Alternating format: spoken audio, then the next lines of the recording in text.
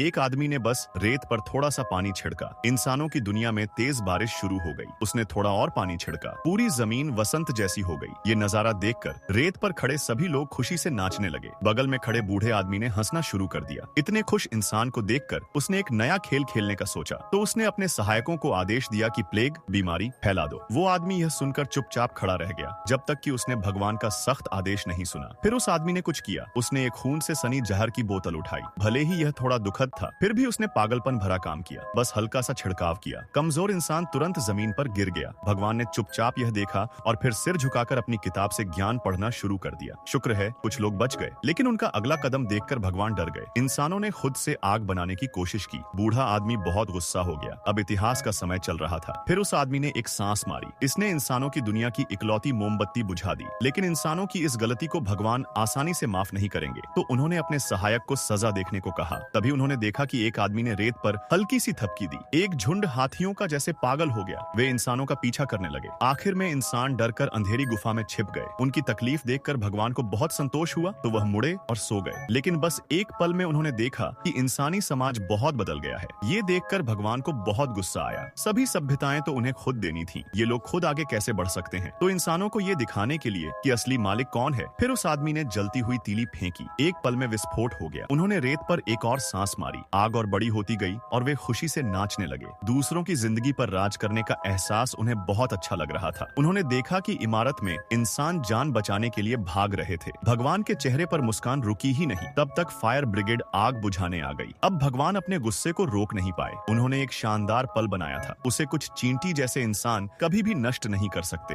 और पूरी पृथ्वी तो उनके ही नियंत्रण में थी। तो उन्होंने ऐसे लहजे में आदेश दिया जिसे कोई नहीं टाल सकता। उन्होंने सहायक को कहा कि इमारत के सामने एक ड्रैगन हवा भेजो। फिर एक बड़ी तेज हवा ने पूरी इमारत को उड़ा दिया। जो हजारों लोग छत पर मदद की भीख मांग रहे थे, वे एक पल में गायब हो गए। भगवान ने यूं ही हाथ हिलाया और सहायक रुक गया। ये